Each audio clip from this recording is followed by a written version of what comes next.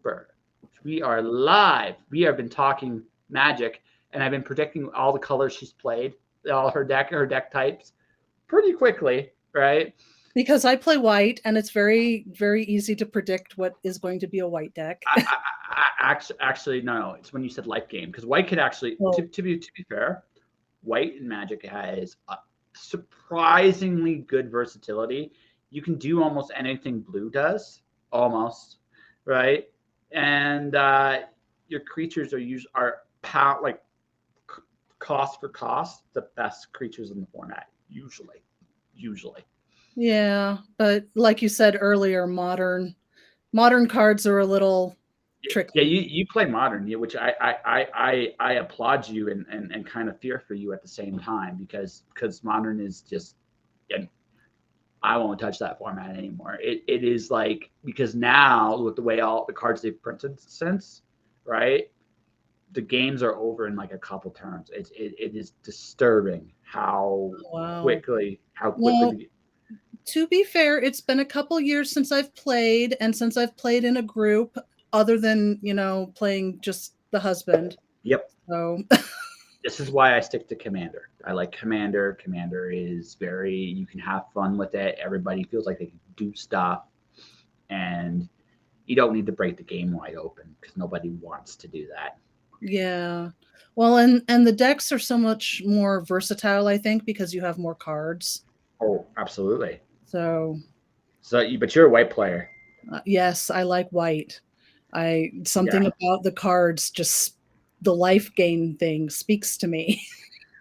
Well, they made. I mean, you got in the game when they made Life Game really good. I remember when it first came out, it was the worst of all the mechanics. Now it's like one of the strongest, right? Oh, cool.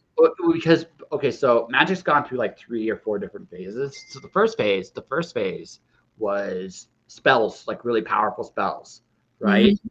Not so much the creatures were meh, like they were just meh. That's all I can say is they were. As I'm turning off my phone because I probably should have done that before we started chatting, but that's okay. That's okay. Your dinging reminded me to turn off my Discord in case that happens. Yes, so I'm not going to do that right now too. Now how do I put this? So it's like I played. So that format was when you saw the Time Walks, the Moxes, the Black Lotuses, like the legendary cards back in the day. And then they tried to make like fairer versions of the cards and they ended up breaking the game even more.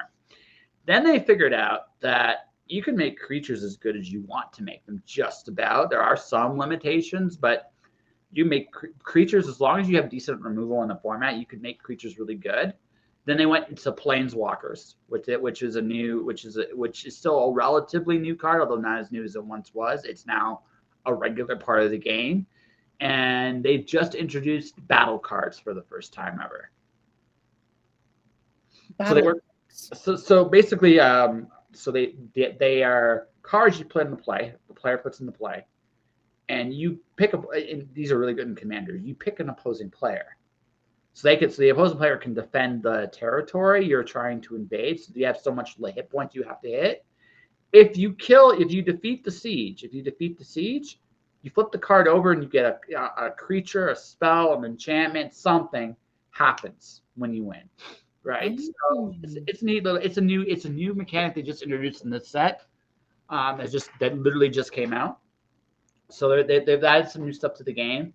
It's an interesting idea. I think in Commander, it's definitely got some good potential.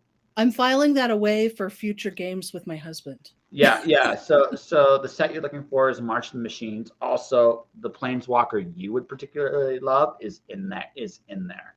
Oh, really? You Because I know, play a lot of a Johnny. so Like, it's not a Johnny. They made it. They turned Elspeth into an angel. Yeah. really? Yes. I love it. It fits too. She. I don't know if you remember her first Planeswalker card. It's almost like a throwback to that card. You make a soldier with lifelink. You put 2+1/+1 counters on a creature. It Oh, yeah, becomes an yeah. angel in addition to its other abilities. And then its ultimate. Her ultimate is anything that costs 3 or less in your graveyard. She just brings it all back. Oh, wow. She's insanely strong. I don't think I quite have that card. I think I have the next generation of Elspeth. You probably the earlier. You have that's the new one. That's the new one. I'm actually That's buying. the new one. That's I the new want one. that card. Josh. My husband's name is Josh. Ah, hello. So there's two Joshes. That's cool. Two Joshes, yes. Yeah, that's cool. So if you hear me calling his name, it's him over there. Okay. He's downstairs playing his video games. I don't know what he's playing right now though. I think the last thing I heard him playing was Ninja Gaiden. Oh, so he likes torturing himself. Gotcha. Yeah. Yeah. Because he comes up afterwards and he's like, I so got my ass kicked and I'm gonna lose the next time I try to play. And well, so do you know the phrase Nintendo hard? You understand what that is? I know because that he's into casual gaming, video gaming. Well, if Ninja Gaiden is his choice, he's not a casual player. I hate to break this to you. Casual players don't want to play games that hard, right? That game is, especially if he's got like something like Sigma, right? Those games are designed to make you cry. They're designed to make you cry. I think he just got Sigma. Well, he's getting so this is a fair warning. To you? No. No. So my husband is an actual gamer now. You know, if he's playing those games, yes, he is. He legit is. And you know what? The thing is it's great because he gets to like decompress at the end of the day, and I don't have to worry about him being in a bad mood because he gets to punch things and shoot things. And yeah, no, like I said, see, a casual gamer would pick something like Devil May Cry because it's not as hard or easy. That was years ago. Yeah, see, that's a casual game, right? Right. The sound, I have a, I wouldn't say I'm a casual. I play at a casual level most of the time, but with my video games, when I do play them, I like to challenge myself because I played back in my day, I played in the Nintendo hard era. So every once in a while, I kind of wanted something to really challenge me. Sometimes I just want a story, but sometimes I want a challenge. So it's a bit of both, right? Yeah. Right. So I like a bit of both. So I'll play games that are deliberately designed to like make you tear your hair out, just because. Dark Souls. Oh, Dark Souls. He's playing a harder game than Dark Souls. He's playing. You're kidding me. Ninja Gaiden. Ninja Gaiden's harder than Dark Souls is. See, I don't know this because I don't play video games with him. The only time I ever play video games is when he pulls out Persona 5 or Hi-Fi Rush. Or see, I'm a big Persona 5 fan. I love that game. I love that game too. I almost beat it, and then they released the new ones. And I started over again. It's a little different with the Royal. I'm going to be picking it like so. I got a decision to make, and my decision is this: do I get a Steam Deck or not? If I get a Steam Deck, I'm going to get myself Persona 5 the Royal, because that's going to be. I beat all of Persona 5. I even beat the secret bosses, which is just, yeah. I didn't know there were secret bosses. See, I'm a casual gamer. So the way the Persona games work. Here are the way the Persona games work. So the secret bosses are in the second playthrough, not usually the first one. The first one, you must qualify to get to them. So the way you qualify in Persona 5, I can't speak for the Royal, but in Persona 5, you must beat the Reaper. Never got that far. You can you can face the Reaper at any time. Oh, I tried and I died. Oh, he ate you for lunch, huh? Oh yeah. So I beat him in November, right after. I don't know how far did you get in that game? I got just after the Chalice bad guy. Chalice. You got really close to the end of the game. Then if you're there, there, you're literally at the last level. So you could have done it anytime you wanted to at that point. So, No, I know I tried once and I didn't like being beat down. oh no, no, he's a brutal fight. But he's designed to be a brutal fight because the secret bosses are even brutaler. Oh, really? Uh-huh. So do you want a spoiler who the secret bosses Yes. are? Spoilers, spoilers. I like spoilers. The twins are your secret boss. Oh, You get to fight both of them. And I gotta warn you, they are not easy. They start easy, then they get harder, and then harder. And in the Royal, there is another secret boss on top of that. But you got to beat them to fight her. That's all I'm giving away. okay. I'm Because gonna if you go got to, home after we talk. if you got to the chalice, I don't know if you got beyond the chalice, but if you got to the chalice, you're near the end of the game. I beat the chalice. I was walking up the stairs trying to beat all the angel thingies, Okay, so then and you those know were just so eating me up. I'll give it to you then. You know who the twins become, right? They become one, don't they? Yes, they do. And that's your other secret boss. Oh. And she's even harder than they are. Oh, wow. Yeah. So you got you got to be on your toes. But again, both of those are second playthroughs, so not first playthroughs at all, because they require, again, if you can't beat the Reaper, you can't beat them. That's just the way it is. Well, okay, I'm so playing after we talk. You should be able, again, if you're at level 70-ish, you should be able to beat the Reaper. Something You like should. that. Yeah, It's been a while since I played the original Persona 5. I'm starting with the Royal yeah. now. So if you go back to the original Persona 5, what you're going to want to do, get yourself a few battles under your belt so you remember what you're doing. Then go fight him. If you can beat him, right? Now, there was a really simple strategy with him back in the dungeons. Go after him on sick days. He's easier to beat on sick days. Oh, really? He sometimes comes in with a status effect, so you got actually a better chance to beat him. Oh. I played the game. I told you I'm a gamer. I know how to. I like Persona is one of my favorite series ever. Not just 5. I loved 4 and I loved 3. 3 is my favorite story of the 3 actually. Oh, really? You fight death in 3. You legitimately fight death, and ultimately you lose. But it's very fitting. It's not. It's a very interesting journey your character goes on in that story.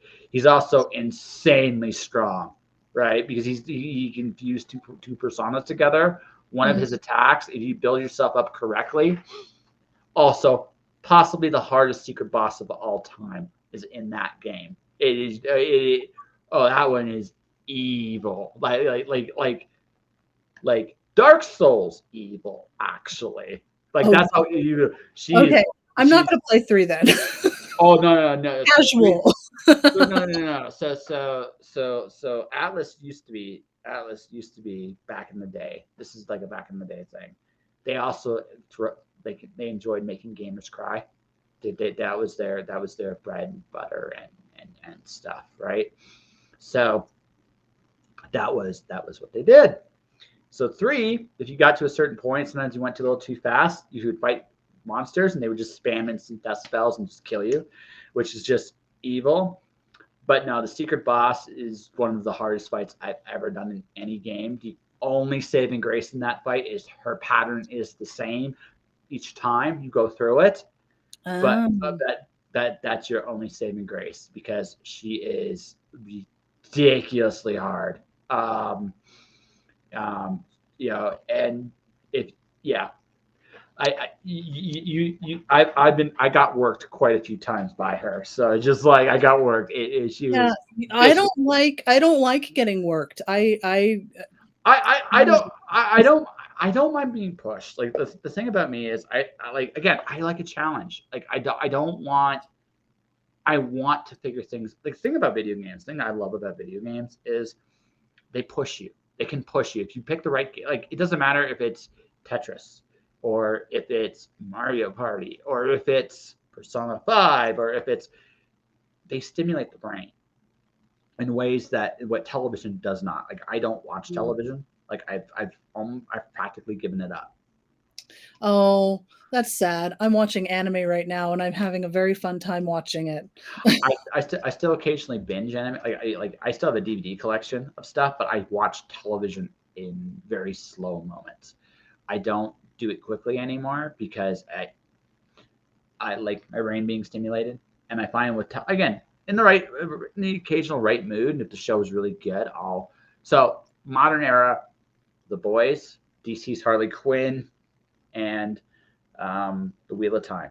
Wheel of Time mostly because I'm a Robert Jordan fan, big time.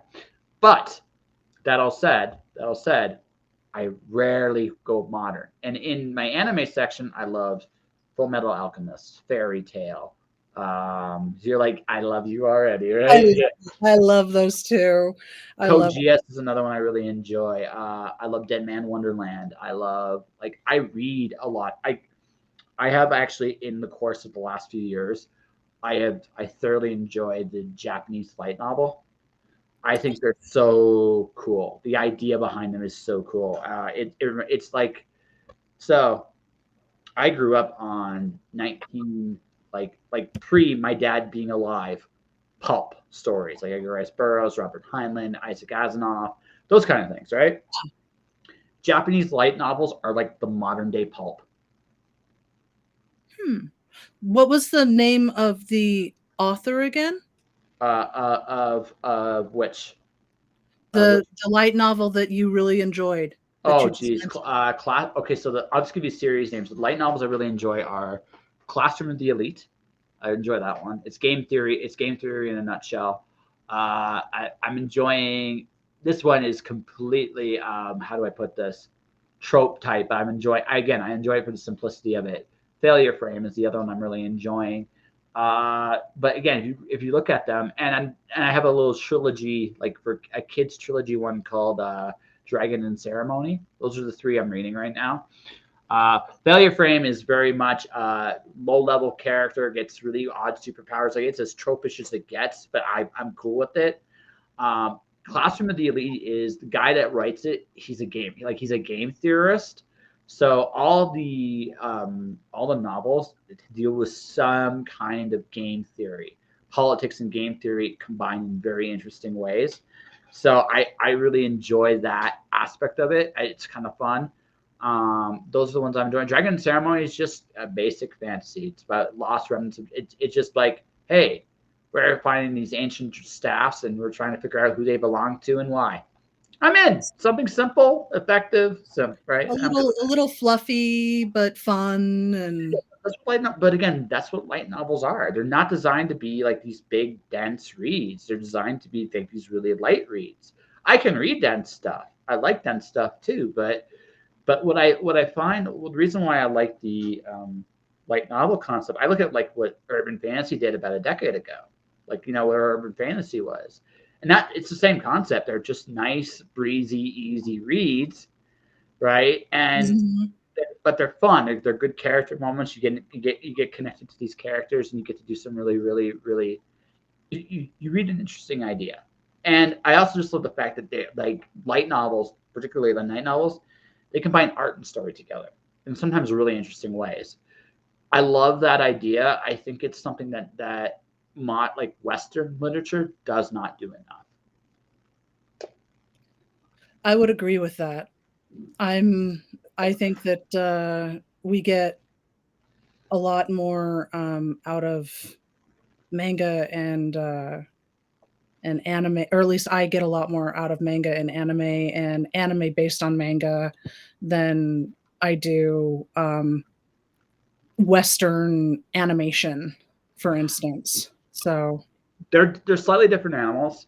I think anime, but there are some notable exceptions. Avatar: The Last Airbender, Samurai Jack, some of the Disney cartoons from the late '90s, but also even some of the relaunches in the last few years. And there's a few others ones I could name that are really interesting.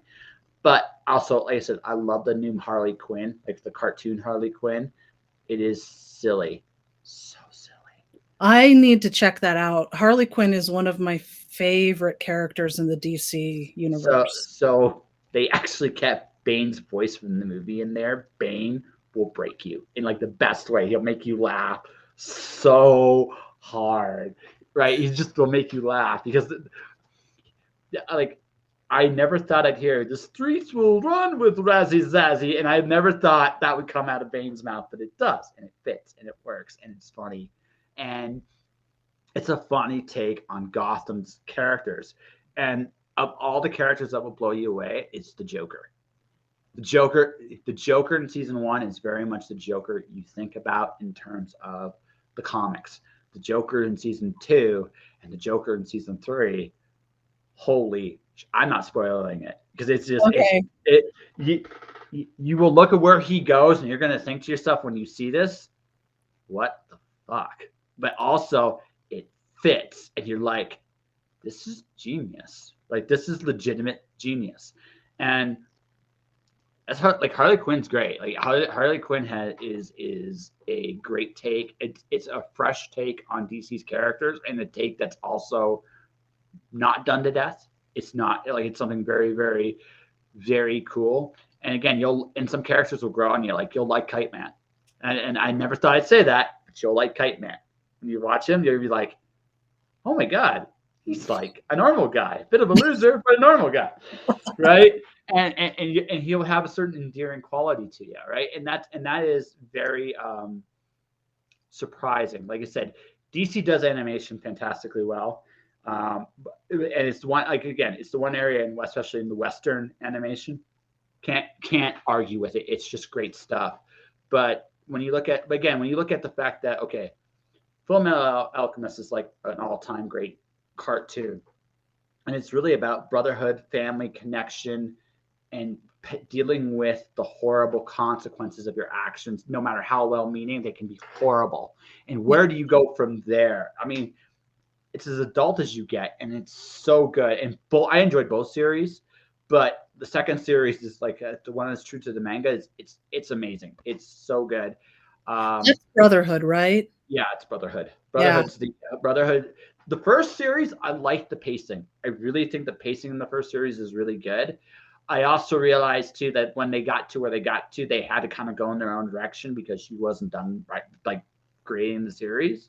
Mm-hmm. So, but they were true to, like, I've said this before in other episodes. They were true to the tone and gravity of the series the whole way through, and I give props to the studio for doing that. So there's, like, again, but that's a benchmark show, right? It's hard to top that. When you look at, like, I like Codegeass. Codegeass deals with the nature of questions of justice and morality. Main character is one of the biggest liars I've ever seen, but you like him. Consequently, in Deathnote, I hate Light. I think Light's a piece of shit, right? And they do a lot, and they have a similar power base, but it's just it's the hows and the whys they do what they do that make them make two very similar characters create two very different reactions, right? And I was going to ask you what you thought of Deathnote. I think it's a touch, to be honest, a touch overrated. Clever in a lot. I will say this, legitimately clever in some very cool spots. But Light, the main character, Light, is a monster, a legitimate sociopathic monster, and there's not really a redeeming quality to him. Like, there's none. There's no redeeming qualities to him. Contrast that with Lelouch from Codegeass. Similar powers, similar carnage, but you understand Lelouch a lot better. He's more human in his choices, right? He's a lot more human in his choices.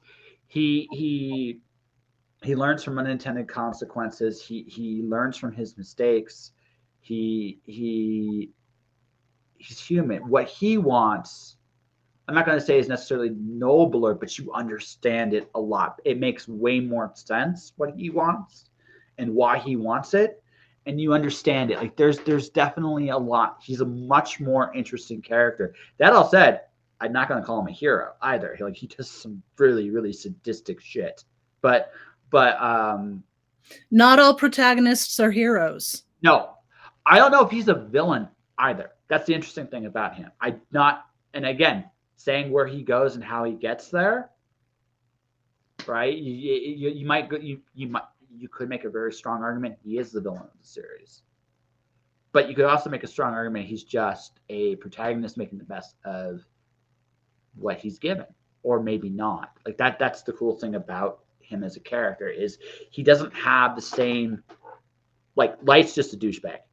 Like just that there's no redeeming qualities in him at all. I mean, he especially like later on in the series with what happens to his dad, what happens to everybody that gets close to him, and his reactions to it. In contrast to Lelouch with what happens to everybody around him and his reactions to it, right? Mm-hmm. But they are similar. I can't say they're not similar, but I think yeah, I just did not like Light. I just did not like him, and it made it very hard. I enjoyed the game with L. Like him and L had a really interesting back and forth game, and L was definitely smarter than him. The only reason that L lost to him was because of the Deathnote, right? Light had an unfair advantage, and that was the only reason they were even. Otherwise, L would have destroyed him easily. Yep. I agree. Yeah. There isn't much I can say. I agree.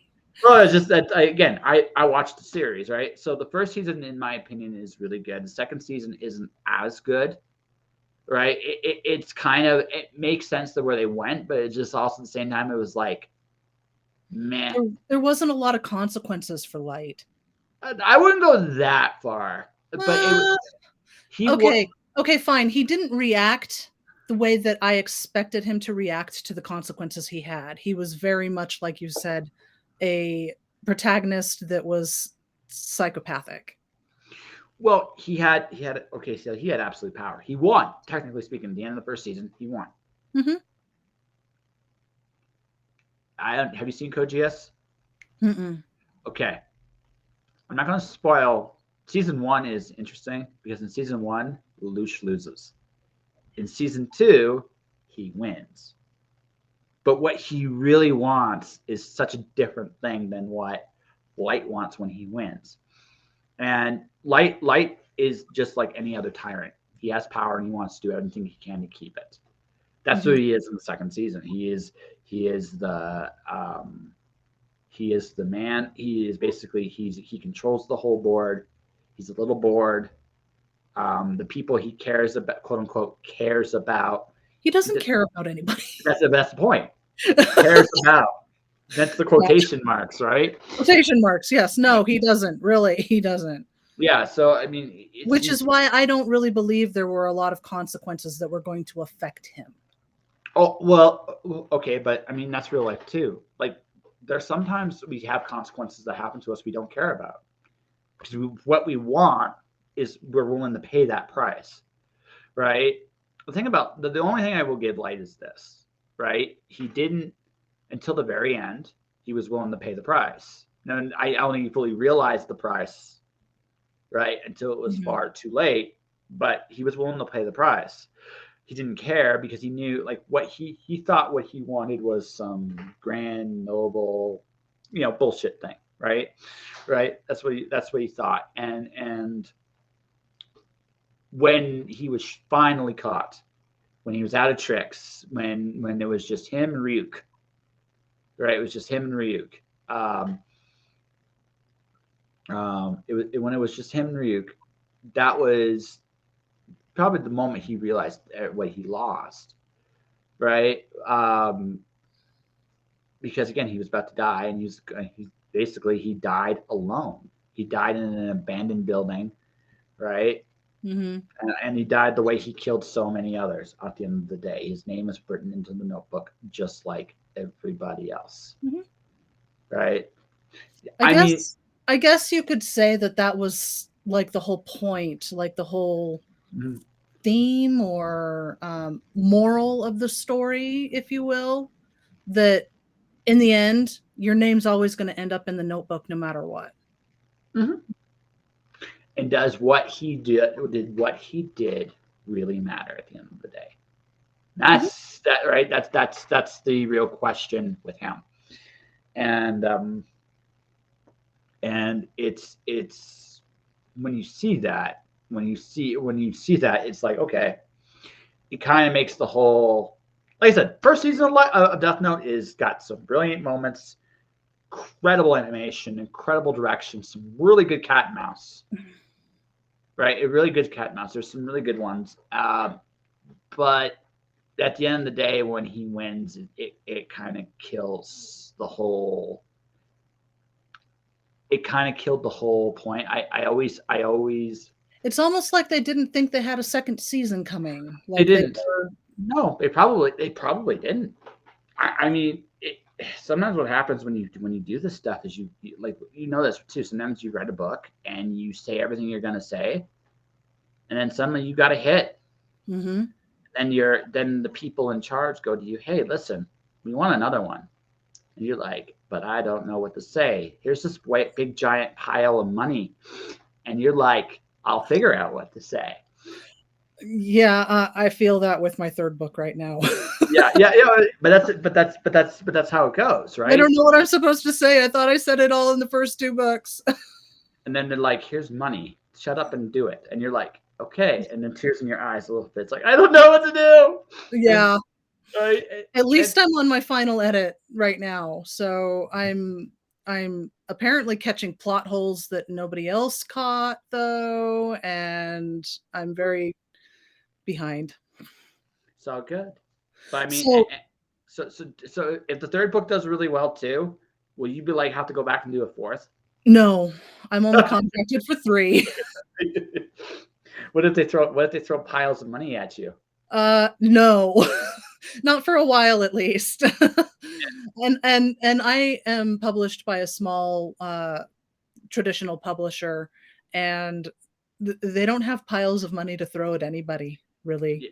So it depends on how big of a hit it becomes. Just remember something, right? It could. Hey, listen, when Rowling hit, like whatever you may think about her today, when Rowling hit, she wasn't a big name. She wasn't a big presence. One day she woke up and the world had exploded, and money was everywhere, and the publisher was, you know, ended up creaming itself in its pants, going, "Holy crap, we got a hit here, and we gotta do something about this." Yeah, I can cross my fingers for that. Yeah. Hey, you never know. Like that's the one thing. That's the one thing about this life is really strange and wonderful. Is it's inherently unfair. And but the thing about that is, that's not a bad thing. That means you can put something out there, and next thing you know, you have you're successful beyond your wildest dreams. And you're like, holy shit, what the hell just happened here? Consequently, you could fail flat on your face. You fall like right like Wile E. Coyote hitting the bottom there. Your face becomes the shape of the ground. And you get up and you're like, that's a new face. Yeah, exactly. Exactly. Pop it right back out. Like, that didn't feel so good, but here I am. I mean, that's how life works. It's one of the, like no one can predict how successful a book is. No one can, and that's. I mean, again, are you going to hold your breath and think that's going to happen to you? Well, no, but at the same time, it could.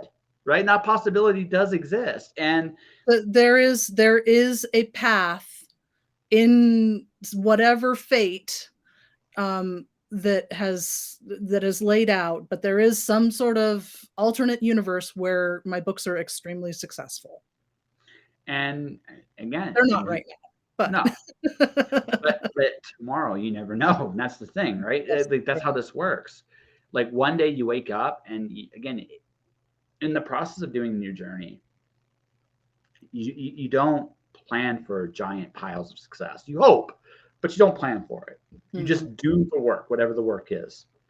And then one day you wake up and then you realize, holy shit, I did all that stuff. I did really, really good work. And how did this happen? And you won't remember how this happened. You just did it, and in the process. And then suddenly one day you're going to wait, one day you're going to look back and then one day you're going to look forward and everybody's going to be like, we love your stuff. Like you beat the world into submission. It's like, my stuff is good. And finally the world says, yes, your stuff is good. Can I beat them into submission right now? My royalty statements are abysmal. It is entirely a possibility. But here's the question. All right. And this is the question. What do you believe is possible? I believe that anything is possible, as trite as that sounds. But tomorrow I could wake up and my books could have sold a couple thousand copies and I would be so happy. But it could. That's the thing. Like tomorrow, you never know how this all plays out, right? No matter what. The way I look at it, like the odds of me and you having this conversation are somewhere around 64 billion to 1. So I look at I look at it kind of like this. If we've beaten these odds to get this point, like who knows what happens tomorrow. Now, while people would say I'm an eternal optimist, I would point out to people, my optimism is my default setting, because I don't know what real is. I have no idea. The world's too big for me to understand if you have a real concept of what real is. Right? And cynicism is useless. So of the three, you have to be optimism is the default smart way to be, because I'm not smart enough to figure out what real is. And I know cynicism is useless. You're smart enough to know that cynicism is not worth your time. Yeah, exactly. Because you end up worrying about things that you have no control over. You also miss out. The big problem with cynicism is, okay, here's the thing about being an optimist. Here's the downside of being an optimist. I can be disappointed. Right? I can be. A cynic cannot be disappointed. But in that process, you close so many doors that the path to success now is just a very narrow. Whereas someone that's an optimist has a wide path to success, has a wider path. They can see more opportunities than you. Right? Yeah. Now, someone listening to me might be going, well, you could just be a bigger sucker. And that is entirely a possibility. Lollipop, lollipop, lollipop. But anyway, there's an old song. There's an old song for everybody. Yeah, my husband's family used to own a 60s diner, 50s, 60s diner. Awesome. That song came on all the time. I know that song. Yeah, it's like, oh my God, I hit the right level of brain damage right there. It's like, yes. But I mean, but that's the thing. Like you don't no one really knows how the world works, and I say that it's just such a big, complex thing. You can rig the game however you want to rig the game, but the truth of the matter is, you don't know where a hit. No one really knows where a hit comes from, right? If people did, they'd automate them a lot more than they do. They don't. They don't know. So it's one of those things, like every time you put yourself out there, your job, and this is the way I see it anyway, is to put your best foot forward, whatever that is. That's it. Everything else is gravy, right? But the idea is, are you a Star Trek Next Generation fan? Yes, I am. So one of my favorite Captain Picard quotes said this to Mr. Data. It goes, Mr. Data, it is possible to play every move correctly and still lose. And there's another half to that quote. It's the paradox of success. Consequently, you do none of those things, you are guaranteed to lose. So your job then is to do everything you know how to do to the best of your ability, and then let what happens happen. Wow, you're better than my therapist. That was really quite well said. That's it. That like what I've learned in this life is there is very little I'm in control of, and that's probably a good thing. I'm a little crazy, and I'm good with that. I own it. I shouldn't be in charge of too many things. I'll probably screw it up. And the truth of the matter is, most of us are in that boat. Like whether we want to admit it or not, most of us are in that boat. It's not our concern to worry about those things. What our concern is, what is it I'm supposed to do? In your case, it's to write book 3. Figure out what the fuck you're saying. Figure out how the conviction, that's the key word there, the conviction to say it proudly. put it out there, knock it out of the park. Because if you popcorn fart, I think this is what I'm supposed to say. Yay. Book is going to be deader than Kelsey's nuts. Where you're like, okay, I think I know what I'm saying here. This is what I'm saying to the world. This is what I think it is. Yeah, that's all you can do. Yeah. That's all right. That's all you can do. Yeah. The rest, again, big difference in how I said that, folks. Right? Big difference. Right? Don't half-ass, especially your own work. Don't half-ass it. Yeah. Speaking of which, I wanted to ask you, since we met in a writing forum. Yes. What do you write? Here, I'll do it like this. Give me a second here. I have 6 books out. Oh. Yeah, I have 6 books out. So I am going to do it this way. I'm going to put it in the. Give me a second here. I'm going to make sure I want to make sure I did this correctly because it's Amazon, and Amazon can be an evil, evil, evil place. And I say that with reference to one of my Amazon overlords. Are you self-published or independent published or both? I accidentally got published traditionally. Would you like to hear how I did that? Yes. Okay. So these are my books. You click on the link. You can probably click on the link on the chat board there. Can you see the chat? I can see the chat. I've clicked on the link, and for some reason my computer is not agreeing with me. Swear at it in Swahili. Just swear at it in Swahili. How about put on the link? Okay. I can swear at it in French. Listen, swear at it in French. That's cool. I can swear at it in French too, but I only know a couple words in French. You got it?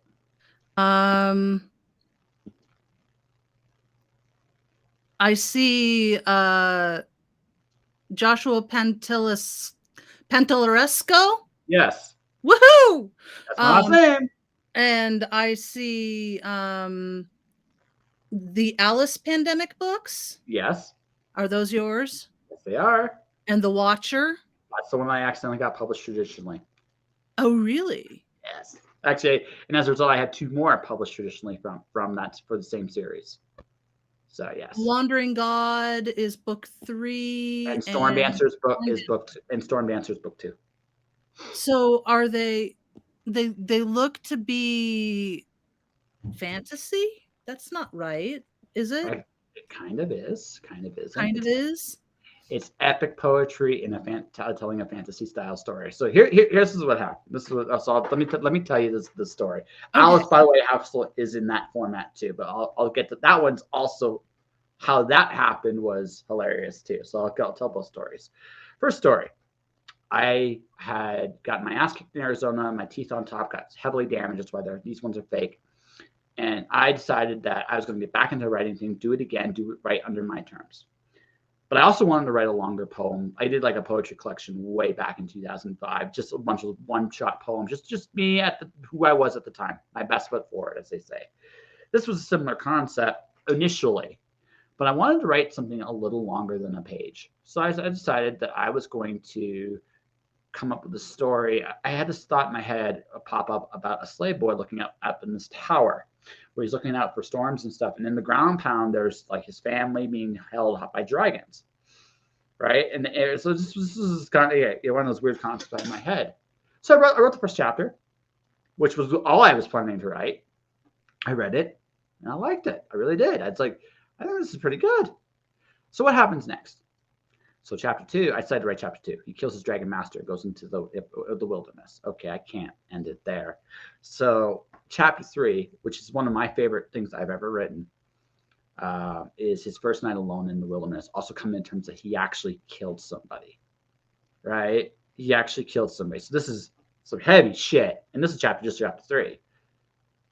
Okay, I can't end it there now, can I? So I started chapter 4, and chapter 5, and chapter 6, 7. And around chapter 6, I realized that this was my poetry collection. This story I was writing in this poem form, i.e. Calvin Miller, Samuel Taylor Coleridge, like those kind of people. Mm-hmm. Same thing, longer style, ballad style poetry. So I write it. I really like it.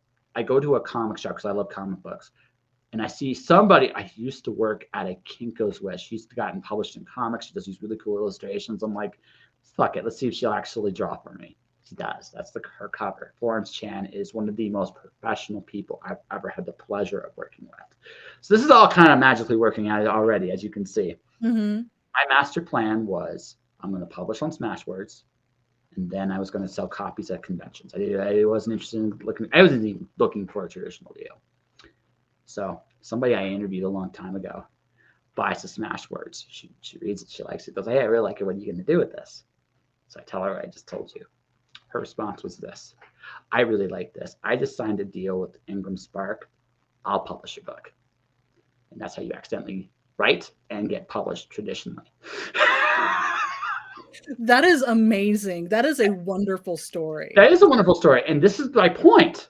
This is my point initially. When you throw something out there, right, you don't know where it's going to land. You never know, right? The point, mm-hmm. But again, did you do it all correctly? Did you do, like, again, I did everything I knew how to do. I didn't do anything special. I went for it. I had the foresight to go for it. And then my publisher liked it. I got to write the whole series for the publisher. So that's the first series. Here's the second one. So an editor that loves poetry asked me to do a Lewis Carroll anthology. Okay. So I'm like, sure. I say yes. And then, like, much like you, I have this problem. What the fuck am I going to say about Lewis Carroll has not been said? Yeah. Right? So I go to the bar that night. Okay. I meet it. There's a girl with a Gorgon tattoo on her arm. Really cute. I hit on her. She plays for the other team. We're actually still friends to this day. But I mean, she's right. So we start talking. I'm like, I ask her about that tattoo. It's like, hey. And then just something, the first click was, I could put Medusa and Alice in Wonderland. That could fit. And because I thought about it, it's like, it really could fit. So she said, yeah, sure, I'll use it. It's okay. So that thought led to this thought. And this was the big eureka moment for me. Alice and Pandora are the same story. Oh my God. It is. It is, yes. It's Pandora's box. Correct. I know. I know. Most people, again, people know me for this. I'm really good at what I do. Like, even in that realm, I'm really good at what I do. And I say that with no, like, false humility. I'm good. So I came up with this idea. What if Alice opened Pandora's box and a certain Cheshire friend got in her head? What would that look like? So that was ultimately rejected from the collection. But Alice Zero, the first book in the series that was rejected, was nominated for the Elgin Award in 2021. Alice 1 is the sequel. Alice 2, by the way, Alice 2 is TOO exclamation point. That's what I'm working on now. Then I have one more after that. So that's my poetry stuff. My science fiction is The Cloud Diver. The idea there is that, today's internet is going to be tomorrow's archaeology. I had this real thought that unlike any other point in history, everything's recorded. Somewhere, somehow, some way in this interweb, this conversation will always be there. Mm-hmm. So we have a unique perspective in the sense that when our descendants look back on this time, they will know exactly how fucked up we were because we're going to have a whole picture to look at. Whereas we think Tutankhamun's a dick, but we can only ascertain that based on pieces of information we have. Not that we don't have the whole story. Mm-hmm. So we can only guess. At best, we can guess. But as long as there's an internet and a computer, people are always going to have access to our history. Right? So what if I created an Indiana Jones-like environment instead I used the interweb as the temples and Raiders of the Lost Ark, and that's my Cloud Diver series. That's really okay. I'm looking at my TBR. That's why I keep picking up my phone. I keep adding stuff to my TBR that you keep mentioning. So So I basically sold you on everything I have. yeah, pretty much. Yeah. It's like, what do you write? This. I haven't written really. I also write comics. I've written freelance articles. I'm ghostwriting right now a blog for a website. So I'm always writing too. So it's just I. Most people know me for my big mouth. I'm good at it, as you can see. I'm good. I have a really good thing, right? But I have being a creative person. When you start on one path. I don't know if you're a biblical person, but there's a biblical parable that really fits this perfectly. So you have one gift and you use it, you get one more. You have 5 gifts and you use all 5, you get 5 more. And if you don't use your gift, you lose it and it goes to somebody else. There's a parable about this. And this fits my creative career perfectly. I started going one path. I do video, audio, I do books, I do comics, I do nonfiction, right? I make commercials, I've done shows. I just wanted to write books. I've done 948 episodes of this. I mean, put that in Wow. put that in perspective, right? And all I've done, the whole secret to this, I just followed the path. That's why I say when you look back sometimes and you look at what you've done, it's a holy shit moment because you've written 3 novels that I'm aware of. You've done a lot more than that. I am almost guaranteed. I'm working on getting another couple published right now. They're Yeah. being queried and submitted to small publishers. Yeah. So Yeah. So, I mean, but also, if you looked at your totality of what you've done, I'm not just talking like the novels, but everything else you've done, it's probably just as impressive. It's amazing what happens when you follow your passions, you follow your heart, whatever the cliche is. It opens so many doors and you travel past nobody else does. Because again, the one thing I've realized in this life is very few people believe in their passions enough to see them through. and I feel like I had a lot of like separate little things that I was really good at when I was like in middle school and high school. And as I became an adult, lots of those fell away because I had to be an adult. And when I finally realized what I wanted to do was write, this was like in 2014, and I started writing, things started coming back. Like those things that I like doing. I like sewing, I like doing theater, I like, I play the violin sometimes. It's awesome. Um, I don't play a lot. It's very bad because I'm very rusty. Okay. I still do it. Actually So doing it matters more than anything else.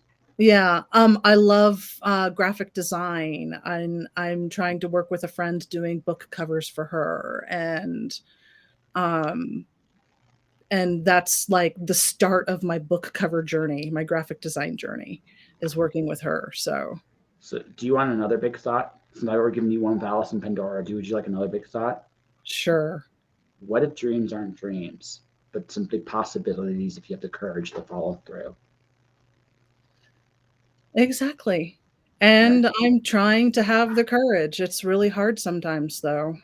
I mean, I'm Mm-hmm. human. Oh no, I'm human too. You seem a lot braver than most. I've had my ass thoroughly kicked. That's why. The thing is, like I have been up, I have been down. Where a lot of people, and what I realize is once you go through all of this journey, right? It's not that I'm necessarily. A lot of people think I'm brave, which I think is funny because what I look at is on the other side of what I want is fear. Fear is always going to be between me and what I want. So the choice is fear going to be my cage or is it going to be my door? Right? Because Mhm, the things you want terrify you. mhm. They do. They legitimately do because the things you want There's a part of you that is afraid you can't get it, and there's another part of you that wonders what happens when you do. And both are equally scary. One's the unknown. One is a fear that what you're doing doesn't matter, and you have to figure out. And I'm also talking about fear of success and fear of failure in the same concept there.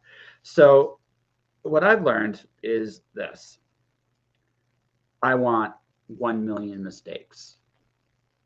I want no regrets, because regrets hurt far more than mistakes. Mistakes, And I can. you can always say, I'm sorry if you make a mistake and it hurts someone. You can always say, okay, I can do better next time. You can always do better next time. I've told this story on this podcast before, but there's this girl. I remember this. I still remember this to this day. So obviously, there's a big giant what if in my head on this. There's this girl I had a crush on, one of my sister's friends, way back in my high school days, and I never went for it until it was far too late. And there's a part of me that will wonder what happened if I had done it sooner. And I kind of resolved that I would never feel that way ever again. Right? And that was a personal choice. I would rather try and fail than say I never tried at all. And because I will never know. And that drives me. I won't get to everything I want to do in this life, but there's a difference between I've tried everything I know to do. Again, going back to what I said earlier, it's about doing what you know how to do in the moment to the best of your ability. If I do that, I'm good. Mm-hmm. If I do that, I will never wonder. I will never wonder. As such, I can count my regrets on one hand. My mistakes, I can count way far, far, far more. but regrets, mistakes, piles and piles. Yeah, exactly. I think that's the way it should be. We do not. If I could change one thing about the West, like I'm talking North America in general, is that people would look in the mirror and see that their stuff is truly worth doing, because you do matter. It has value, and you should see where it will take you. No promises, because you don't need the promise. It's the journey in of itself, mm-hmm. right? Even if it fails, so what? That is valuable in of itself. It is, and a lot of people don't feel that. A lot of people feel that it's more important to be an adult. I'm too old for that shit. Responsible. It's like, yeah, you know what? You have to do those things, but you can still follow what you want to do, and what you want to do in artistic endeavors, they have value. Oh, not just art, anything. It doesn't matter. Yeah. Like, it doesn't matter. We all have responsibilities. We all got things we have to do. But that shouldn't get in the way of what you want. It should never get. We do it. Here's the thing, and this is the big one. This was a big thought I had a few years back, and the more time goes by, the more I realize this is true. We always do what we want to do. The question is, what want are we serving when we do what we do? Mm-hmm. That's the question. I don't buy, I don't have time. I don't buy that. I don't buy, I got to be responsible. I don't buy that either. Again, there's a time and a place for everything. You may not have time in the moment, but you will find time if you look for it. Mm-hmm. Right? That's just how it works, right? You will do the things you want to do in this life. That's it. And there's nothing that no one can stop. No one's going to stop you, right? No one's going to. Right? In theory. No, truthfully, anyone can try, but ultimately, if you want it bad enough, no one can stop you. Yeah. If you don't want it bad enough, no one can make you. That's just that is just the way it is. And that is it. I've learned in this life that's like, you'll find a way or you won't. And it's up to you. Either way you go, like, that's fine. be honest with what you want. If you're honest with yourself, that's fine. I realize this, there's virtually no incorrect choice, right? There's just the honest choice versus the dishonest one. Yeah. Right. If you're bullshitting yourself, well, I don't have time, or I'm going to do this, or I'm going to do that, and rather than I'm sorry, I can't right now, or so whatever the case may be, you're bullshitting yourself, and you're bullshitting me.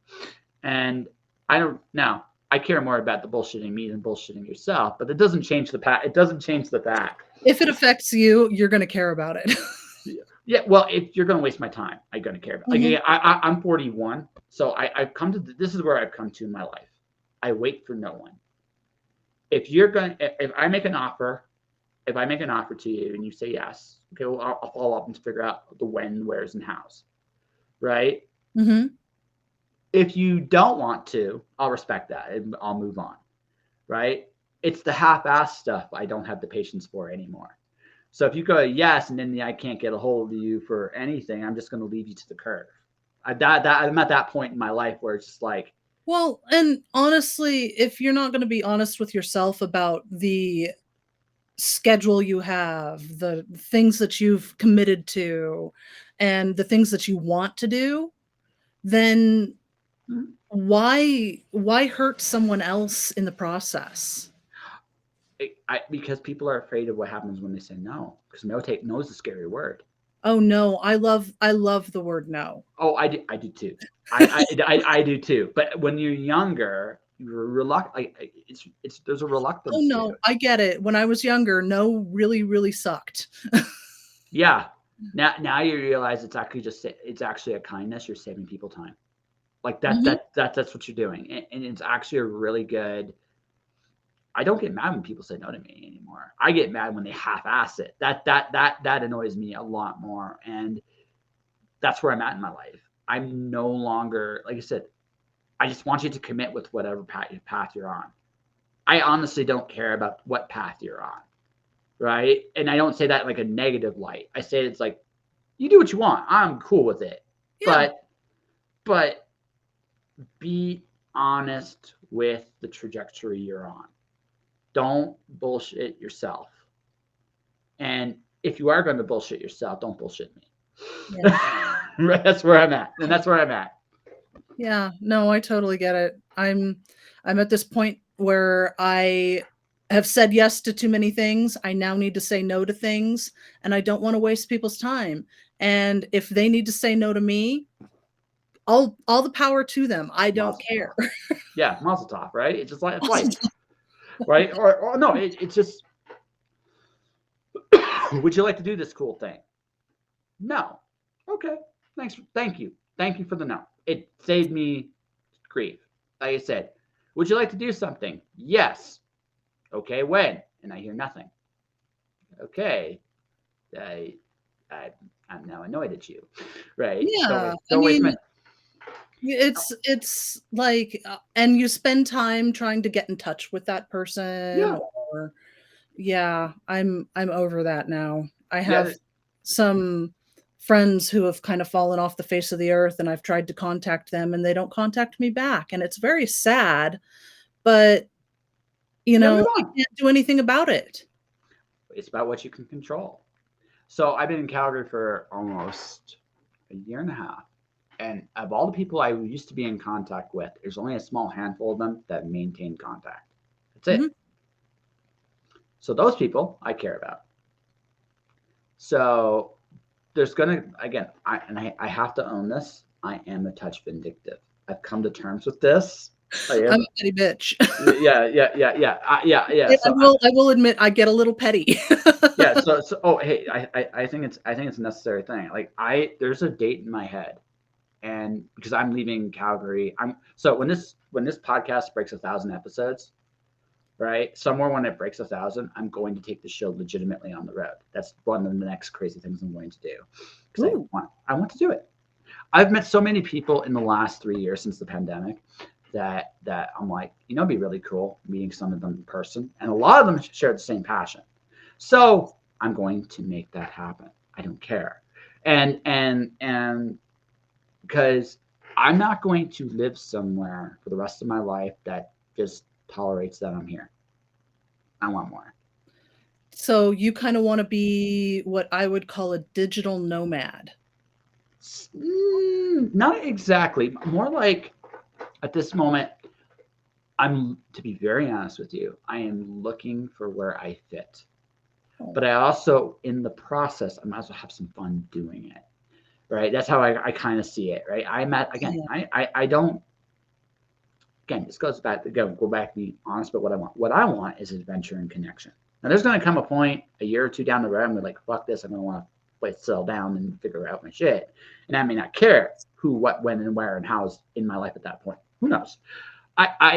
But the thing is, I've come to this realization that I don't want to be in a place where I feel like the majority of people cannot be bothered to connect with me. Well, if that's the case, then I probably should not be here. And that's how I do it, because I can work anywhere. I can do anything I want. Why would I just pick a place just to work? That's just dumb, right? That's the adult thing to do. Yeah, well, again, I'm too old for that shit. So, I like that you're 41 and you're too old for that shit. I am. I'm way too old for that shit. Anyone over 20, if you're over 25, you're too old for that shit, folks. I'm just being very blunt about that.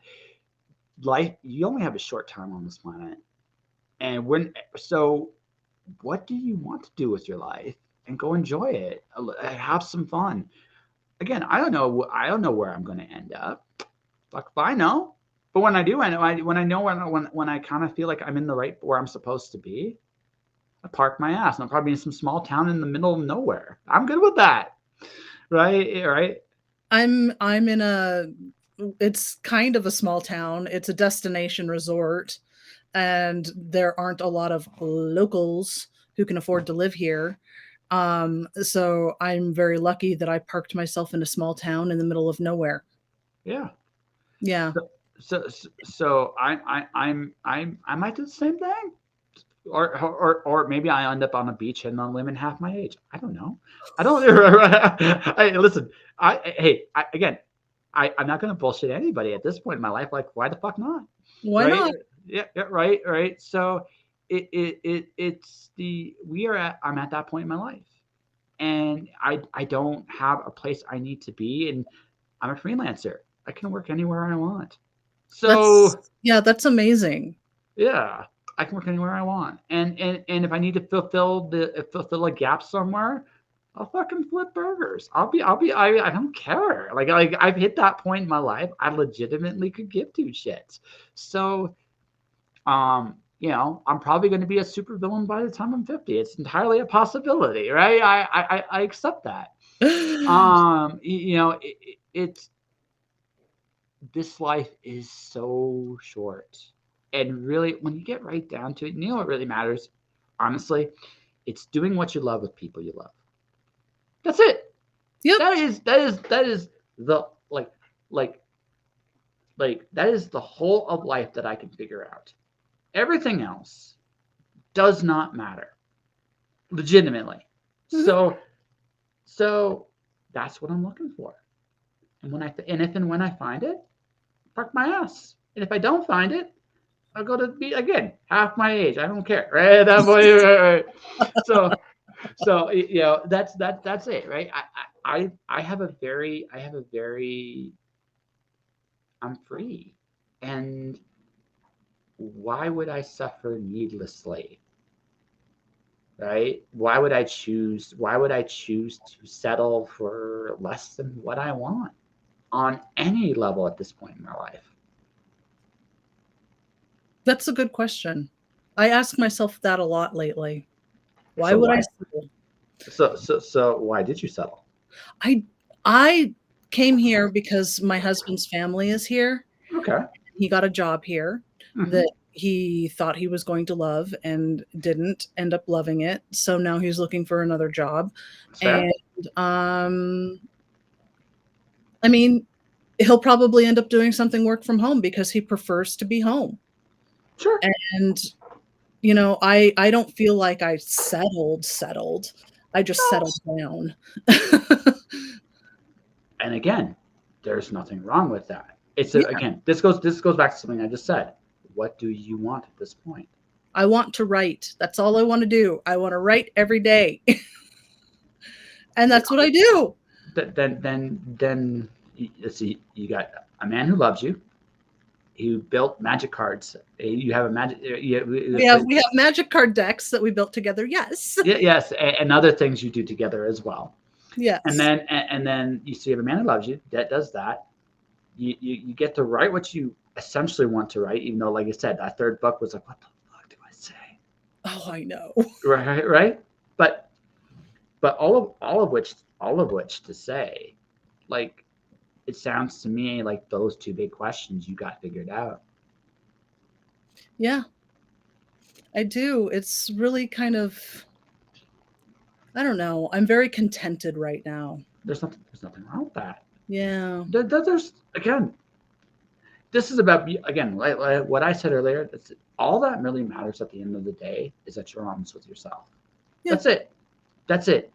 If you're honest with yourself, if you're honest with what you want, if you're honest with where you're going, then it doesn't matter what it looks like to everybody else. Doesn't. Who cares? So how much do I pay you for this great therapy session? I don't know. How do you think this is? What is this worth to you?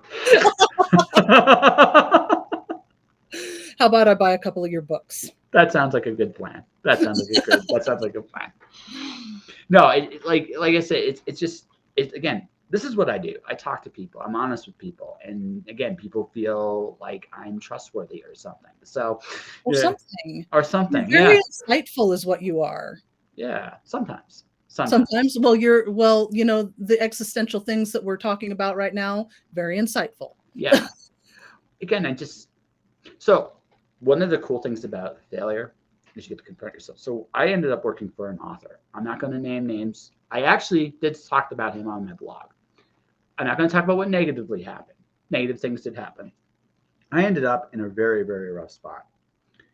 And I remember, so for me, I remember this. I had lost a lot of weight. I was starving because it was just what I had to do to survive at especially towards the end of my time there was brutal, like incredibly brutal. And it broke me physically.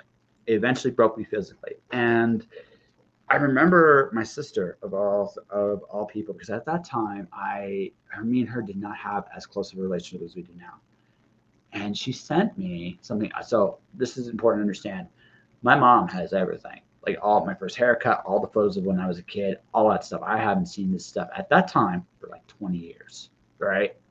So I never thought I'd see it again. And then one day I opened up this envelope filled with pictures of when I was a kid with my sister and my family together. And it made me realize, first off, small miracle. I never in a million years thought I'd see that stuff again, ever. Right? Because I thought it was gone forever. So when I went back to, it's funny, my grandmother on my mom's side. So because I told her, it's like, I'd never seen any of this stuff. So my grandmother, being who she was, gave me a Christmas present one year, or a birthday present, one of the two. It's a photo album, all the stuff she had. Because the little things in life matter. They really, truly do. And again, once you see this, and keep in mind, I was starving. My ass was thoroughly kicked. Like, I cannot tell you how brutal that was for me.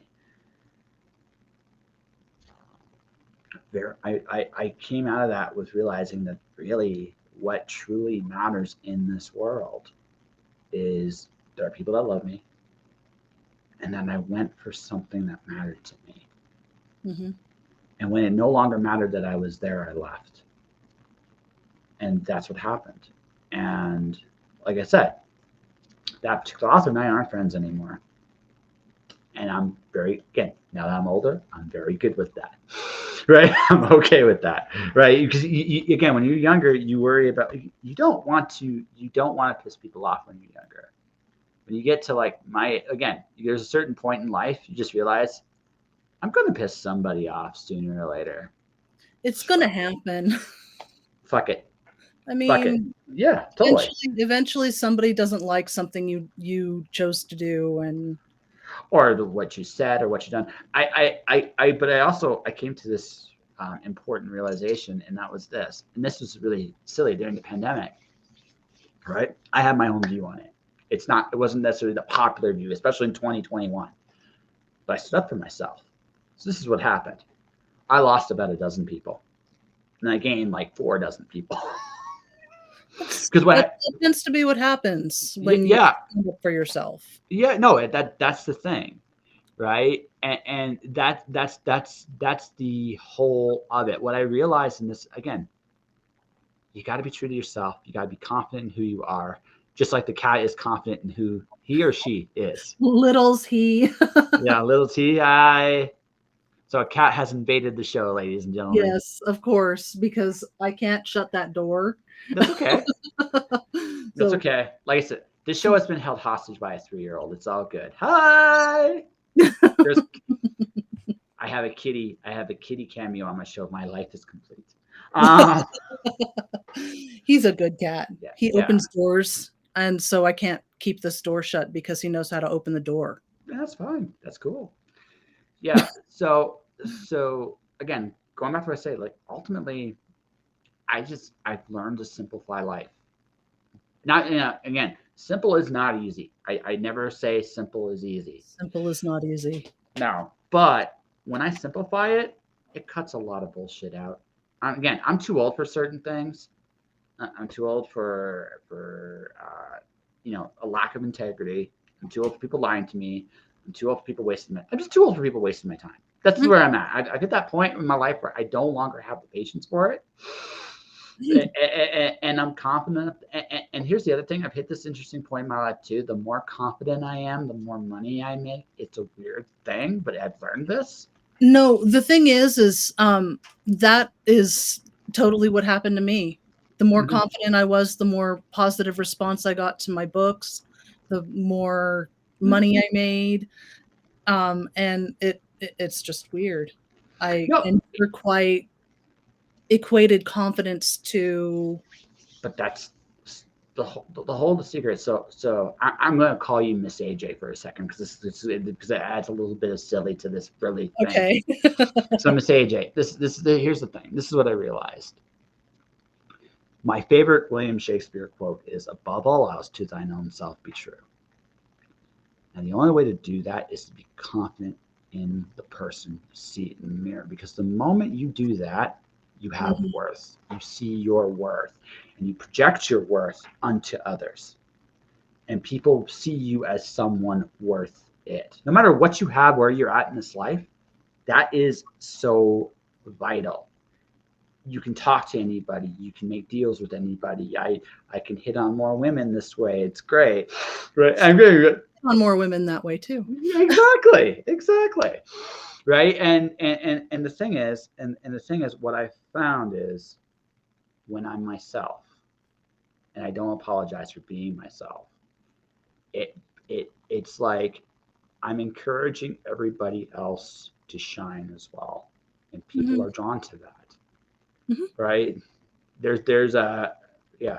When you shine, you encourage others to do so. And when people look at you shining, they themselves cannot help but do the same because they have no choice because you're not letting them settle at a level where they could just get by in the shadows. Now they too must come into the light, right? So, and it's powerful. It just is. I've learned this about life, and the more so, and I'm doing this right now because it's interesting because the next 2 weeks are going to tell a tale for me, right? I've made more money as a freelancer in the last 2 months than I've had ever. But now that my side gig is becoming a lot more like a lot more, a lot less regular. And a lot less intensive. Yeah, that means, so now the opportunity comes, have I hit the point where I can make money at will? Because that's what I mean by that is, am I good enough at my skill set? Am I confident enough in my skill set that people will listen and follow? If I've hit that point, I'm free. That would be awesome. Yeah. No. Does that make sense? That makes sense. And I have been trying to find things to be able to find that freedom myself. But I haven't, I let go of my writing, and then I came back to it in 2014. And I'm slowly gaining more confidence in my graphic design. And I'm slowly, you know, and as I'm doing that, I'm finding that I'm getting small jobs, but I have to find them myself. I have to introduce myself, as opposed to somebody coming to me and saying, "Hey, would you do this for me?" Would you like it? Would you like a piece of advice? Yes. Okay. Let me ask you this. We're gonna do a little experiment. If you close your eyes, I want you to hear a number. The first reaction to your number, the question is, are you worth X? I'm gonna put a number at you for a cover design. And I want you to hear it. Close your eyes, no bullshit. Okay. Okay. Is your cover design, and by the way, would you settle for $100 to do a cover? That's a lot of money. No, it's not. Oh, really? It's not. I don't know what the going rate is for that. That to me, as a beginning, my cat is going to wreak havoc. See, so that we'll stop right there just for a minute. I want you to think about this. What is the first thing people notice in a bookstore? The book cover. Why? Because they're either intriguing or pretty or striking in some way, shape, or form. So let me ask you this. How much is that worth for an author to get that kind of attention from the audience? That's worth a lot more than $100. Very much so. Very good. So I mean, this is why I'm bringing this to your attention like this. It's not just okay. A lot of people will listen to this and think to themselves, "Well, you're talking a lot of money." It's like, no, I'm not. I'm not talking a lot of money yet. What this job is worth, depending on her skill level, is worth significantly more. Now, here's the thing. Okay, what you need to ask yourself is this. Who do you want to serve? Do you want to serve someone just coming in, getting started, as clueless as you were when you started? That they don't know their own worth? Do you want people that know what this is worth and know what you are worth and are willing to pay you what you're worth? See, that's a very, very different question, right? Mm-hmm. So my first freelance assignment, my first big freelance job that I actually ended up firing my client for, they wanted me to do a Kickstarter, and they are offering to pay me a percentage of the Kickstarter success. And one of the things but the thing was, they did not, I asked for certain information so I could do a proper marketing campaign. They would say yes, they would say yes, they would say yes, and they would never give me that information. Never knew when the campaign was going to start. I didn't even know everybody involved in the anthology. And the reason this is important is, how do I sell it if I don't know what I'm doing? So there are other red flags along the way. Long story short, I fired them. And the reason I realized this is this: people respect when they pay you. That comes with certain expectations. Why does a person that makes fast food job works very hard, but gets no respect? Why? They're not paid enough. That's why. If they were paid $30 an hour, people would respect them a lot more. They don't. Because the expectation of the fast food worker is, they're just going to do the food real quick. It's brutal. It's an incredibly brutal thing. And people do not see the value. Does that, and again, is all this clicking in your head? Mm-hmm. Is that what I'm saying? You have to put yourself in a position of this is pricing psychology, right? Mm-hmm. This cell phone cost me $300. Doesn't get the same respect and treatment as if I paid $1,000 for it now, would it? There's some cracks in it. Now it's an older phone, but even so, I don't respect it to the same degree I would if I paid $1,000 for it now, would I? Why? Because $1,000 comes with it a certain gravitas, a certain attachment. It comes with a certain rent check. That's right. But now you begin to understand this is about your worth, not just even with your writing. I'm not knocking small houses at all, but where do you want to go with it? Mm-hmm. Where do you really want to go? What do you think your work is really worth? And that's and again, and you can't think that $100 is a lot of money. I'm sorry, you're gonna have to outgrow that a little bit. It's good, right? Right? Especially with the amount of time, you put into stuff. How much time do you? Because if you think in terms of money, $100 is a lot of money. Mm-hmm. If you think in terms of time, it's fuck all. And you need to start thinking in terms of time. I need to switch my paradigm a little bit. Yeah. I agree. So you're gonna buy all my books, right? I don't think I'm that rich. I'll get a couple of them, I swear. Yeah. The point is, Especially the poetry ones. Those sound really interesting. yes. Well, 3 of them are ebooks. I know you can definitely get those if you want them. So actually, they're all ebooks. So you can get them all as ebooks if you like. But anyway, here's the point. Here's ultimately the point. A lot of writers make this mistake, including, and it sounds like you have too. Take it from me. I've been not paid for a very long time. When I started thinking in terms of paradigms of what my stuff is really worth, the money is not about, ironically, it's not just about the money. It's about respect and love of what you do. You work your ass off writing those novels. You work your ass off playing with cover design. You want to love what you do, right? Mm-hmm. So then the people you want are the people that are going to treat you with the same love and respect you do for your work. Makes sense, right? Yeah, it really does. It really, really does. Right? Yeah. The last thing you want. Now, I'm going to say this straight up. There are situations where you're collaborating with people. Collaborations can still be good, and that's why and I say this because our group is we have the queen of collaborators inside there, right? But there is without enough financial feasibility, there is a limit to how many times you can collaborate in a year. There just is. You just don't have the money or the time to do it. I'm hoping this all makes sense, by the way. Yeah.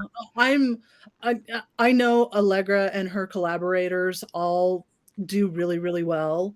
Yeah. But I had a really bad experience with the collaboration, and I don't ever want to do one ever again. No, that's fair. But I'm bringing this up just because I'm just saying, like, there are exceptions to what I'm about to say, and that's one of them.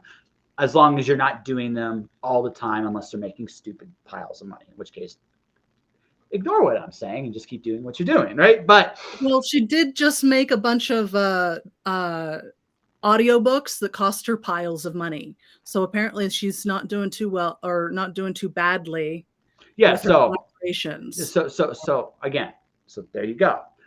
But this is why I'm saying this, folks. There are different paths to success, but when you got to look at this, you have to look at this in terms of your time, your respect, and your worth. And the people you are working with are going to respect you in the same way, or get rid of them. I watched a friend do a collaboration on a pattern book for maternity clothes or something like that. And her collaborator friends weren't exactly very respectful of her and her time. And she No. had a really, really hard time. Yeah. No. And this is why I say it can work. This is why I'm being very, like, there are good examples of collaboration and there are terrible ones. And you have to beware the signs of those. And Yeah. this is it, right? Mhm. Ultimately, though, it comes to this. When you look in the mirror, are you respecting the person you see with what you're doing? That's it. And if you look, and every decision you make is based on that and your time, because you cannot get that back, you'll be a lot wealthier, not just in financially, but in quality of life all the way around. Wouldn't you agree? I would agree. I would agree very strongly, in fact. You're like, it's like, whoa. Like I said, I've Yeah, done this. you're saying a couple of things that have like sparked something in my brain, and Because it makes sense. It just it makes it. does. Yeah, Yeah. it does absolutely make sense. Yeah. You like you cannot. That's the thing. A lot of writers sell themselves short. They just do. And you have to recognize that your work is valuable because you're valuable. And not everybody's going to respect your time or theirs. Either way, you want nothing to do with them. Yeah. That's not right. That's just the way it is. And that's a very hard lesson that a lot of people don't learn. Mhm. Right? It's a very hard lesson. But if you can learn that, because what the world truly needs, this is just my opinion, more thriving artists. Not necessarily making that top five. You don't necessarily need to make that top 5%. No, but But people who can make like a living wage as artists. yes. So that's it. And And like whether it's like doing film or doesn't uh, doesn't matter. audio or whatever, or writing, we definitely, or even visual arts of like the painting and drawing and Yeah, all absolutely. that type. It would be really great if our society as a whole valued that a whole lot more. They actually do. Here's a secret. They do. Go down the street. Look at all the slogans and signs and all the things you see around you. It's all storytelling. All of it. It's just a lot of people, again, writers have been convinced they have no worth. It's a writing thing. But if you look, the whole nature, even this podcast, okay? We are telling a story right now. Now, it's a free form story. We're just bullshitting about everything and anything. But we're talking, we're communicating, we're sharing stories, our stories. Right? Yeah. Storytelling is the way the world works. I don't care if it's the New York Stock Exchange. I don't care if it's Disney. I don't care if it's a small publishing house in the middle of nowhere. Every one of them are fueled by stories. It's just you. It's not that the world doesn't see the value of it. It's you have to see the value of it. Because only once you see that value will you fight for it.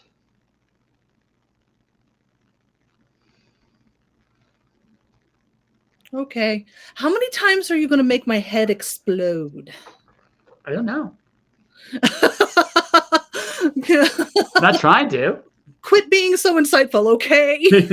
I came into this thinking that we would talk about, I don't know, we did. We books end up and anime, and we did and we that. did and we did and then we got serious and then we got really insightful and now you're like, I want to write all of this down. I know, right? I need to write a book about something that we've talked about somehow. I don't know how yet. Listen, I'll figure it out. all the only, again, maybe the last head and then we'll wrap this up. You're back again. You're worth it. The things you care about matter because you matter. But you got to believe that because nobody's going to tell you this in this world. Everybody is going to say or believe whatever they're going to believe. It is your job to look in the mirror and say, what I see there is awesome and worth fighting for. That is on you. Everything again, I'm speaking of this from the point of view of I've had my ass kicked. I've been starving. I've gone through all the ups and downs, right? I'm a tough son of a bitch, right? That's just the way it is. I've become hard in a lot of ways. I've had to. If I, again, who I want to become means I have to give up who I was.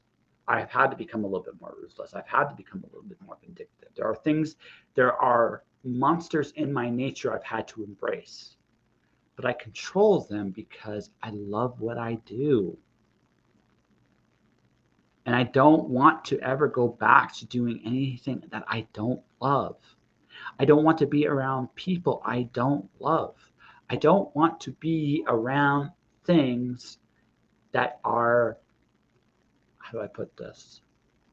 That you I don't don't, love? what? Well, That you don't love? yeah. Well, like I said, again, there are things I have to do, and I accept that. Mm-hmm. But the things I have to do have to lead to what I want to do, or why do them? Yeah. More brain go boom. More brain go boom. Yeah. But that's what I've learned, and that's it. Like I said, it's the last thing I'm going to do in this series. I'm going to do a presentation called the freelance mindset, which is my mindset. And as you can tell, I truly believe anything's possible. I truly do. But it's your job to put yourself in the best position. But that starts there in the mirror. And then it's everything else. Would you be interested in doing a presentation like that next year on a virtual writing conference? You mean Conduit? No. Right Hive. Possibly. We can talk about it off the air. Yeah, let's do that, because I can get you in touch with some people that would probably love to have a freelance artist do a presentation like that. Yeah. In their conference. Yeah, sure. We can do that. We should probably mention. We should probably talk about you a little bit before we wrap up, though. What's your what's your book series about that you have said everything you're going to say about? That I have. Here is my first book. It is about a. It was upside down. It was up. No, it wasn't. No, really? It's on. Al Super AJ is that does look like an L. It's an 8. It's a J. It's AJC. Yeah, sorry. It looks backwards on my screen. It looks backwards on my screen too. Yeah, that's weird. Okay. Okay. Erebus Rising. So what's about? So it's about a AI human hybrid who finds that she can upload other AI programs, and it's her kind of path to becoming this supercomputer while trying to protect her family. And she runs into like a galactic queen and a mutant, like a mutiny on a pirate ship, and she actually starts out as a pirate, but eventually she becomes queen of the what I call the Protectorate, which is basically the known universe, a umbrella corporation, more or less, of governments, an umbrella government. Yeah. Sounds shady as hell, but okay. Yes, it is. Yeah. And it's basically her villain origin story through her redemption. Okay. So it's about a pirate, half robot, half human, that finds redemption, becoming the boss of the pirate queen. Kind of, sort of. Yeah. Good, cool. Sounds badass. That's basically it. and it's swashbuckling in space? No, it's really not swashbuckling so much as space cowboys. My pirates are more space cowboys. I'm not gonna lie. That when you said pirate queen, I was so hoping for the swashbuckle. I'm not gonna lie. But like, that's another project I want to work on. okay, yeah. I want a swashbuckling AI robot queen kicking ass and taking names. But I'll deal with space cowboys in the West. That sounds really cool too.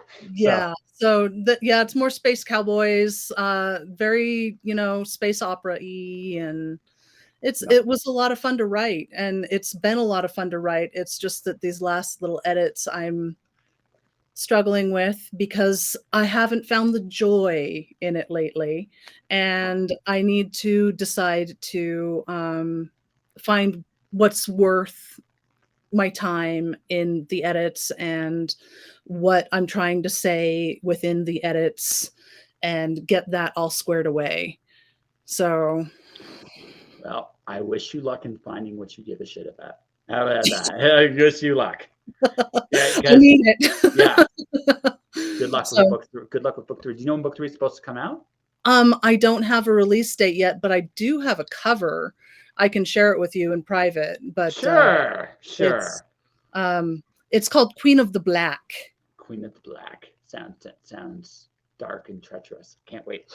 Yeah. But anyways, it's like the lowest of her low villainy point, and is she stealing candy from babies and taking lunch money? Okay.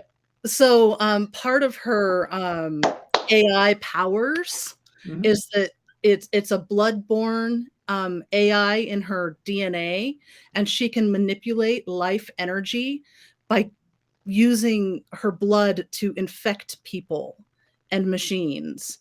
And she can basically touch somebody and they crumble and die. That's frightening. It was a thought experiment at the beginning, when I first wrote it, about what happens if you have the most powerful being in the world. What do they care about? What will they fight for? And what will they do to protect what they care about and what they want to fight for? So what happens when the most powerful being on the planet falls in love? Is that accurate? That is one thing that happens, actually. And that gets taken away from her. So she's not very happy about life right now. And no, not at all. No, she wouldn't be very happy about life right there. And she has like a fanatic religious army behind her, and a clone army that follows her, and she doesn't give a shit about any of this at this moment in time. Not one iota. Not one iota. Like, she's like, I'm going to kill everything in sight to protect what I want and to get my revenge. She's mourning. That'll be interesting to see how she comes to terms, if she truly comes to terms. How can people find you? They want to find you. I am on Twitter as @allbrevityWit, which we talked about our favorite Shakespeare quotes, or you talked about your favorite Shakespeare quote. Mine is all brevity is the soul of wit. So all brevity wit like this? I just want to make sure. Is it like that? Yes, that's what it is. Okay, give me an award for this podcast for stuff like this. I should have forwarded you all of this information. Well, you get to forward all this when this is over. This is your chance to advertise yourself. So good luck with the rest of your trilogy. Thank you so much, and I had a lot of fun talking with you. Yes. How many times did I make your brain explode? Oh, way too many to count. Okay, cool. Then I won, or something like that. Ladies and gentlemen, so that's will do it today. I am not quite sure who I'm going to have yet Wednesday. I know who I have Friday. I know who my guest is Wednesday. But anyways, this is my advertising services. I make videos, audios, words, and pictures about your projects and yourselves. You can definitely check that out right there, right now. And that will do it for this episode of Just Joshing. If you want to support the podcast, you can just definitely hit a follow wherever you are listening or watching this. Beyond all that, folks, stay inspired, keep shining in the dark, and I'll see you guys next time.